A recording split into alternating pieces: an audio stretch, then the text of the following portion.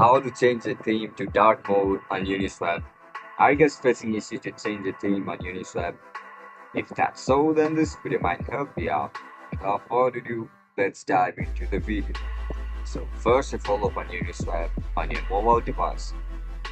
Once you open the Uniswap, log in into your account with your registered email address. As soon as you get logged in, look at the top right corner of your screen where you can see the setting icon. Tap on it. After you click on settings, you can see multiple options. Just look at the first option, then click on it. Now tap on dark mode. After you click on dark mode, your app will change to dark mode, and that's it guys. That's how you're gonna change the theme on Uniswap.